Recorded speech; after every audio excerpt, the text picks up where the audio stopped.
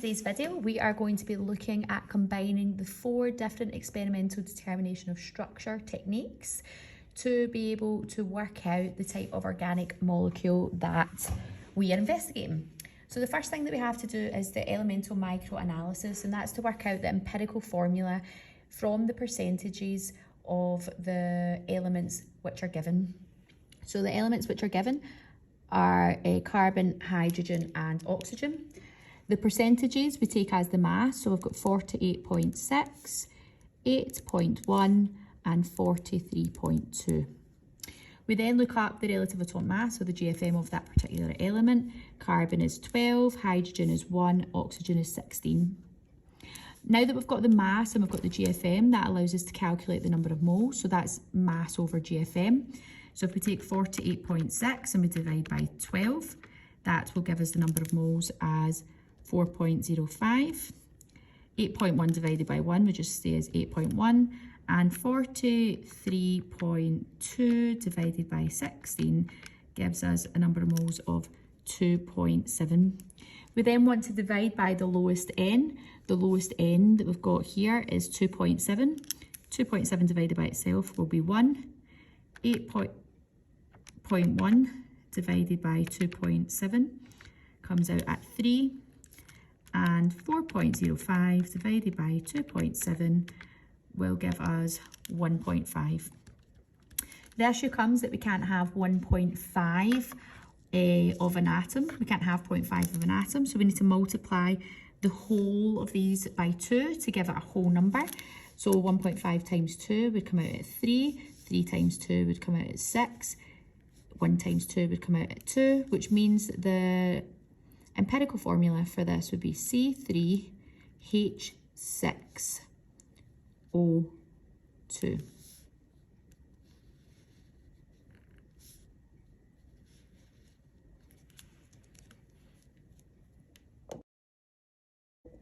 The next technique that we look at is we look at mass spectroscopy. So mass spectroscopy allows us to work out the GFM of the organic molecule. Before we do that though, we have got the empirical formula that we worked out from the elemental microanalysis.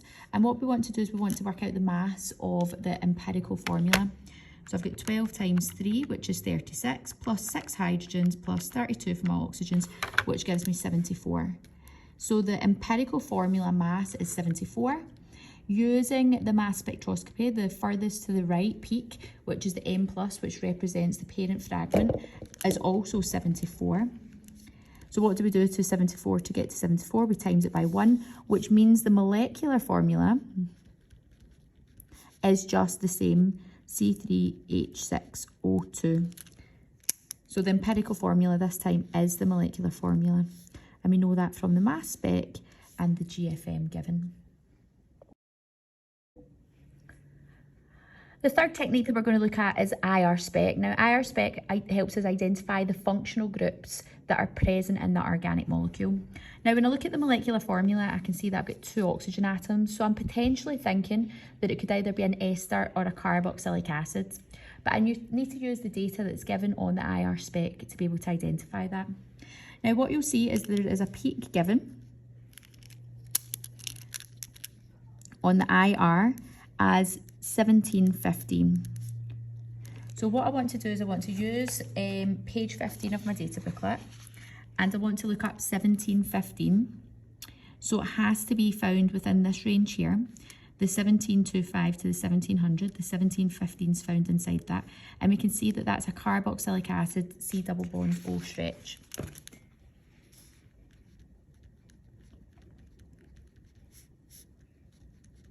It's my C double bond O stretch.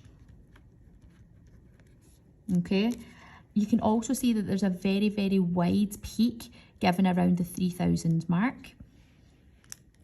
So it's around the 3000 mark. But you can see that the peak is quite wide and starting before that. So if I go to 3000, we know that it's not got a benzene ring. But if we go down here, can you see that it says 3000 to 2500? The start of that peak starts around the 2500 and it's quite wide. And the 2500 is also a carboxylic acid, but it's the hydrogen bonded OH stretch and the COOH. So it's carboxylic acid again. So that proves that we have our carboxylic acid. That's the family it belongs to. But it's H bonded O to H in the COOH.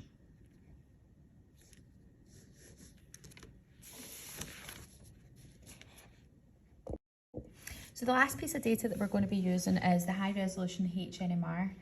Now, what we can see here from the molecular formula and the fact that we used the IR, we identified that it's a carboxylic acid. So for it to be a carboxylic acid, the carboxyl group has to be on an end carbon. And we know that it's got 3 carbons. So we can probably work out that this is going to be the full structural formula for that organic molecule. What we're going to do is we're going to prove that the data of the high resolution backs this up by doing the analysis of high resolution NMR. So the first thing that we have to do is we have to identify the number of proton environments. So here I've got a CH3, which is next to a CH2. I don't have that anywhere else. And that contains 3 hydrogen atoms. Next door to that, I've got a CH2 and don't have that anywhere else. That's got 2 hydrogen atoms. And then what I have is I have the hydrogen as part of the carboxyl group here, which contains 1 hydrogen atoms. So what I should see on the spectra, which we do see, is we've got 3 peaks. We've got one round around 1, one just after 2, and you can see on the diagram that they've given, they've split it for the 11 and 12, there's a third little peak. We can see that they are different heights as well, which confirms a height of 3, 2 and potentially 1. What we have to do, however, is we have to use the data booklet to identify the functional groups and their chemical shift. So if I was to start with this red group here, which is my RCH3, the reason being I've got a CH3, the hydrogens are highlighted here, and it's bonded to a carbon, which is an R group. So I've got RCH3, and the range for that is 1.5 to 0.9. And for me, that is my red group. What we can see on the spectra that's given is just before 1. They've given it here. And if we look in a bit more detail, can you see that it's split into 3 sections? I'll zoom in on that. So for us to do the splits, what we want to do is we want to do the n+1 rule,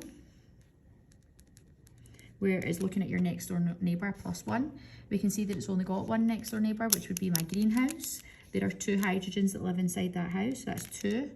+1, it doesn't have any other neighbours, would mean it would have a split of 3, which we can confirm there. So we can identify that the split here just above 1 from the chemical shifts given and from the splitting of the high resolution HNMR, we can confirm that that is our RCH3 group. We then want to look at our next group, and this group here is an RCH2, but it's bonded to a carbon double bond oxygen. So what we're wanting to look at here is this one here.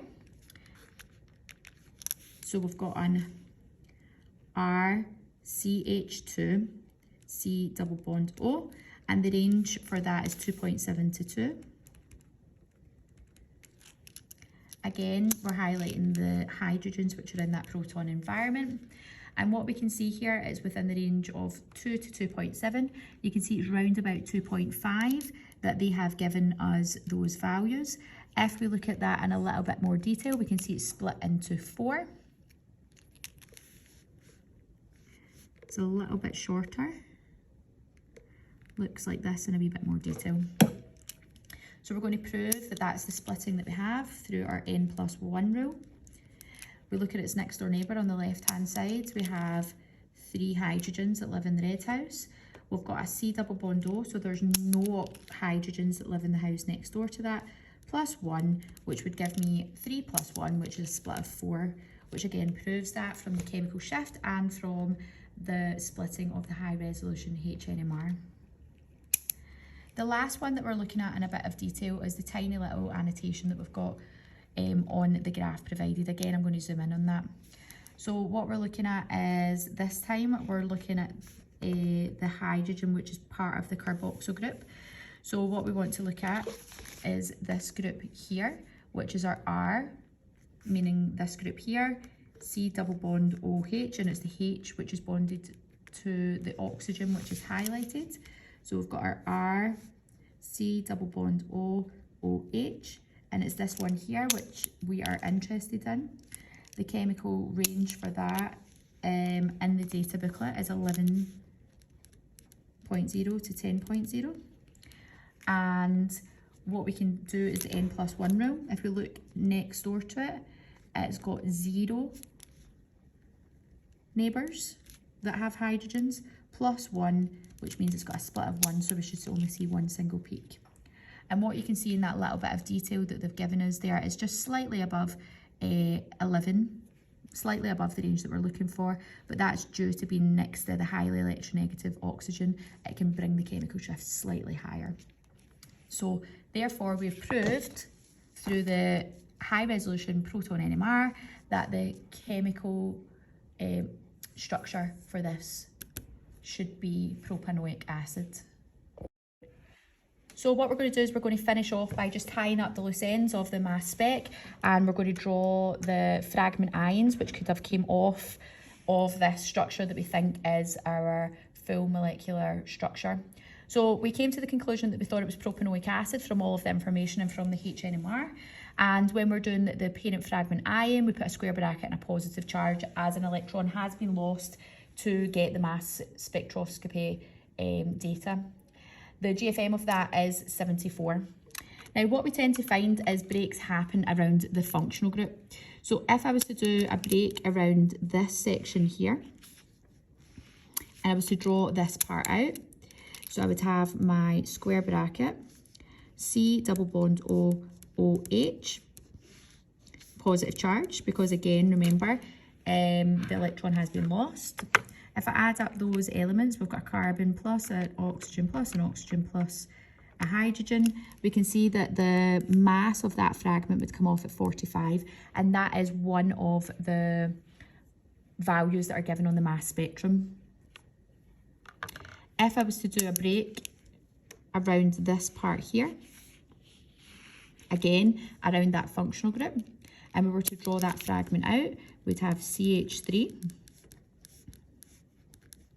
CH2, C double bond O, square bracket, positive charge, and if we were to add up the mass of that fragment there, we'd have 12 plus 12 plus 1, 2, 3, 4, 5, which gives me 29, plus the carbon of the carbonyl group, which is now looking like here, plus the 16, and that gives me a mass of 57. And again, that's the other part of the mass spectrum. So again, all this information together allows us to conclude that the full structural formula of the organic molecule that we're investigating is propanoic acid.